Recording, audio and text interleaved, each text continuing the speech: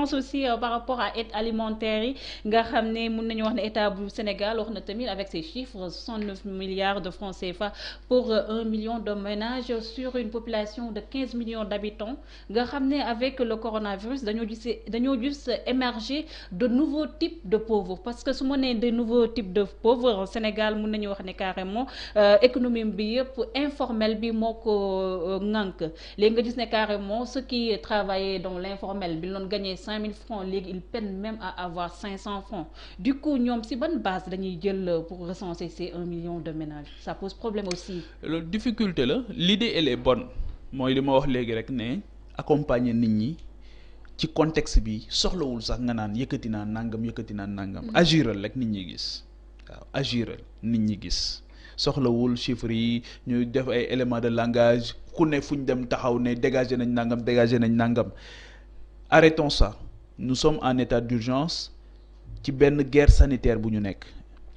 soxlawuñu politique fii ñu toll nii li ñu soxla mooy nit ñi soulagé wu ci lii ba jàll ci leneen parce que Covid bi dafa ñëw fekk ñun dañoo amoon ay yeneen Covid sax yu tuddul Covid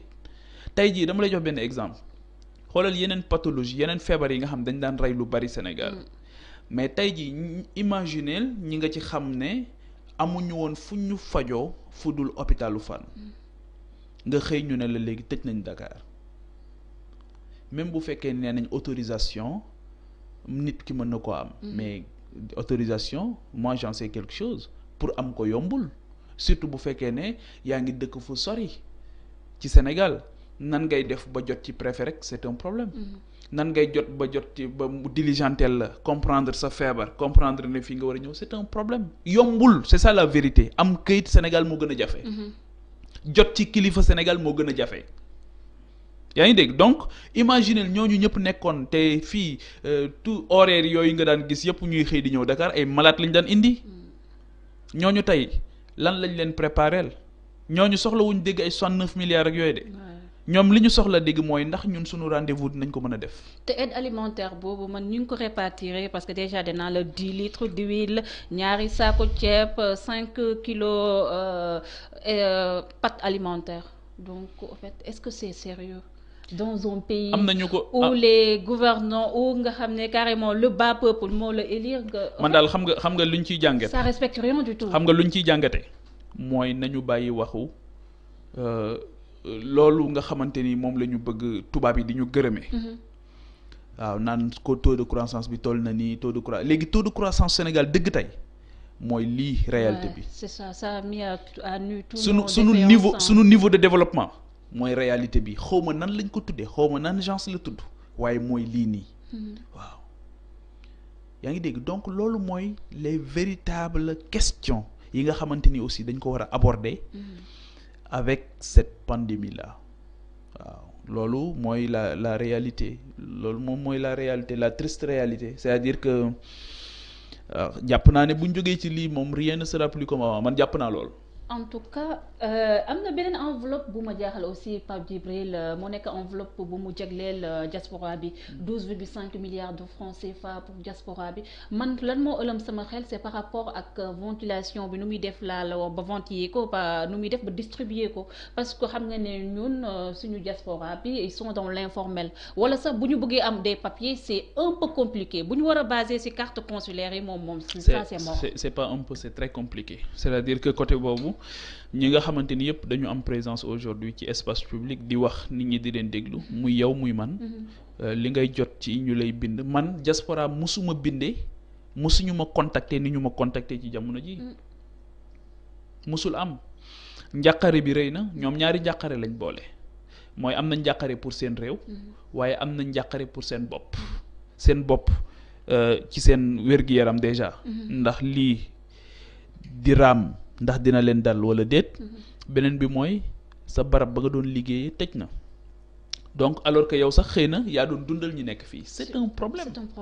est-ce que loolu ñuy distribuer da nga koy jox ñi mu doon jox fii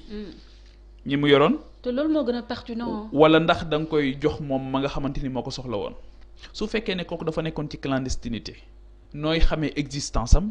nooy xamee fu mu nekk nooy xamee ci lu mu nekk. ñan ñooy les interlocuteurs crédibles est-ce que association yi la parce que foofu aussi problème am na fa. parce que da ngay gis ñaari nit yu ñëw daje ne association lañ. fekk nga jël ñaari nit ñee nekk association nekk 300 personnes nga yemale traitement bi. jox kii 20 millions par exemple jox kii 20 millions alors que kii ñaari nit rek la. ay businessman lañ. yaa ngi dégg business aussi dafay am dans ces genres de situation moo tax il faut faire très attention am na ñoo xamante ni buñ déggee ne xaalis jóg na seen fit dafay dem te bañuñu ci dara comme nan lañ mën a concevoir ci Sénégal tey thermoflash yi nga xamante ni 25000 la doon jar ñu koy jaay tey 100 non démb 103000 gis naa ko plus de 100000 ay thermoflash yoo xam 25000 la ñu wax ne loolu leen jar en temps normal te loolu sénégalais loolu moo tax l'homme est le loup de l'homme. L'homme est un loup pour l'homme au lieu que mu war a nekk un remède pour l'homme c'est un loup pour l'homme loolu ñun war nañu am gàcce gu rëy ci ñun war nañu am benn yeddaange bu mag a mag ci ñun foofu la ñu toll nga jël masque yi nga xamante ni nee nañ daawul jàll lu dul 200 xaw ma 300 francs léegi ñoo ngi koy jaayee 1500 am na ñu koy jaayee 1500 francs. Qu'est-ce qu'on veut? Qui régule dans ce pays? Finalement, chacun fait ce qu'il veut. lii dafa mettre juste à nous nos mauvaises habitudes rek. En plus Pape Djibril am na beneen affaire bu am par rapport à la diaspora parce que nit yi bu ñu déggee diaspora rek dañuy seen xel day dem si ñu nekk Europe mais diaspora bi c'est pas seulement ceux qui sont en Europe ou bien aux États-Unis Gambie sax Mali diaspora bi si biir diaspora bi tamit mu am ay étudiants. Ça aussi ça pose problème. Je suis totalement d'accord c'est-à-dire que pour man liggéey bu rëy la du bu ndaw de. te ñoom liggéeyu recensement boobu ñun la difficulté que la diaspora a toujours eu. Man c'est une question boobu dama ko poser à chaque fois que ma rencontrer secrétaire d'État wala ministre en charge des Sénégalais de l'extérieur c'est une question boo xam ne dama ko poser tout le temps mooy le recensement. te quelques rares personnes yoo aussi. Le ventre mou jusque-là ça a été le recensement. waaw le recensement léegi nag nan ngay def ba ci biir diaspora boobu nga xam ñi ko soxla ak ñi ko soxlawut parce que bu fekkee ne nit ki xëy na xeex na sax ba ñu légaliser ko xëy na wala mu am nationalité xëy na mën naa gën a yombe ci moom kooku it identifier ko mooy gën a yomb waaye mën nga koo identifier ba pare fekk na soxlawul yow li ngay joxe fekk na ki ko soxla nag moom nan ngay def ba jot ci moom kooku nga xam ci clandestinité la nekk kooku nga xamante ni fi mu ne ni ñemeetul génn amatul lu mu lekk parce que dañu amatul vendeur à la sauvette la woon par exemple da doon gàddu saagam di jaay fan la jëm effectivement li nga wax aussi c'est très pertinent on n'a pas notre diaspora du foofu rek waaw ñi nekk fii ci Gambie ñi nekk fii ci Mali ñu ay sénégalais lañ te ñoom it ci diaspora bi la ñu bokk nan lañ leen di traité nan lañ leen war a traité ña fa daan fortaatu tuuti di ko yónnee seen njaboot fii nan la seen njaboot di dundee tey bu fekkee ne ñoom nee nañ leen mënatu leen liggéey dëkk yooyu sax amagul confinement mais dëkk yi nga xam dafa am confinement total c'est un gros problème c'est un gros souci. te am na sax ñuy ajouter ñenn ci ñoom de part et d'autre ñoom ñi ngi wax ne déjà rek 12,5 milliards yi bu leen ko joxee ça va créer un problème entre ñoom parce que ñu ci war a jotee duñ ci jotee en plus bu ñu defee par rapport ak taux d'échange beeg tralala yu ci am yëpp mun nañu wax ne sax 30 € rek lay doon du doon dara ci ñoom am na sax ñu ci dem indi say idées yu pertinent ne pourquoi pas l'État du Sénégal jaarale xaalis bi ci yoon construire hôpital boo xam ne digne de son nom ñoo xam ne lii diaspora bi moo fi dugal. C'est intéressant aussi ça. loolu yëpp tey jii boo demee ci vers la zone du nord. di nga fa dem dëkk yoo xam la fa nekk yëpp diaspora bi ñoo ko tabax. waaw comme ay Kédougou Tamba. la fa nekk yëpp am na sax dëkk yoo xamante ni tey. diaspora bi tabax na fa ay hôpital ba mu sotti te amuñu personnel de santé ñu tabaxal état ba mu sotti ne ko ñun personnel rek lañ la laaj te yow amoo personnel bi. loolu am na Sénégal. am na Sénégal donc diaspora musul arrêté di bàyyi xel Sénégal lii ñu génne aussi ñi génne idée boobu yéene la mais je vous assure que am na ñu ko soxla guddi yi te nekk ci diaspora bi ñooñu wax seen xalaat c'est très bien pour man waaye fii ñun mënuñu fay tabax hôpital mu pare ñu jëfandikoo ko ci moment bii nii day gëw ma ne mën nañu loolu. ci contexte d'urgence bi ñu nekk nii surtout ceux qui sont en Afrique parce que ñu nekk sax ci diaspora bi Europe ak yooyu ak Italie ak Espagne ak France ci enquête yu ñu def ñoom am neen possibilité ñu am ay 700 € de dons alimentaires donc ñu nekk Afrique ay Congo ay Banjul wala sax Mali ñooñu am loolu. pour man ñooñu côté boobu foofu la état war a gën a accentuer. c'est un gros travail bu xamante ni war nañu ko def. waaye encore une fois diaspora li ko gën a sonal. bokk na ci ni ñu nommé ay politique ci yenn poste au-delà même des députés ci yenn poste yi nga xamante ni politique waru koon occupé. moo nekk consulat yi. dafa nekk tendance te su boobaa boo duggee ci politique rek yàlla mën na laa nattu. ci ngay poursuivre benn électorat. di poursuivre beneen ambition. bëgg ku la gërëm bëgg ku la waxal li nga def. waaw te contexte bi nekkuñu foofu de ñi ñuy jox aide bi par exemple Sénégal joxuñu fi kenn aide pour muy gërëm qui que ce soit yéen a ko moom seen alal la. il faut que nit ñi comprendre loolu. seen alal la xamu ko. luñ leen jox yéen a ko moom kenn mayu leen ko.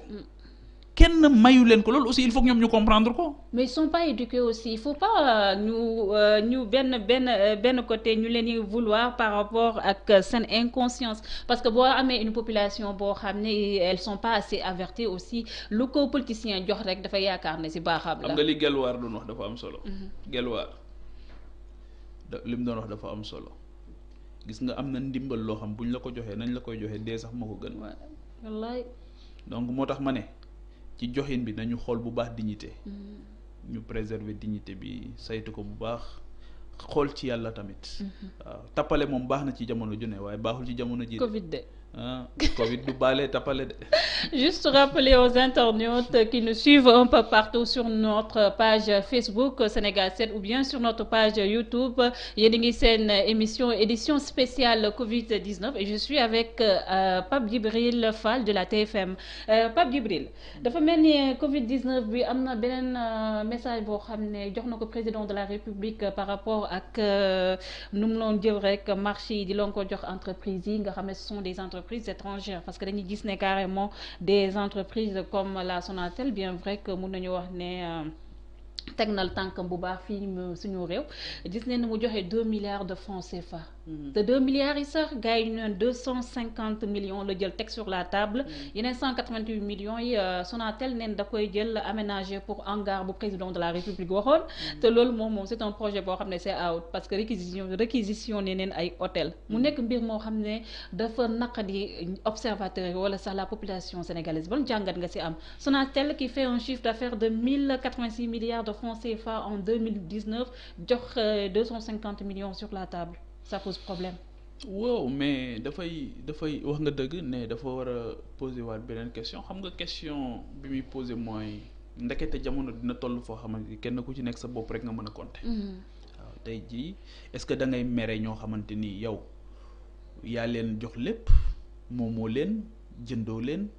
nga ne leen nag tey ngeen defal ma loo xamante ni seen mbaax rek laay yaakaar.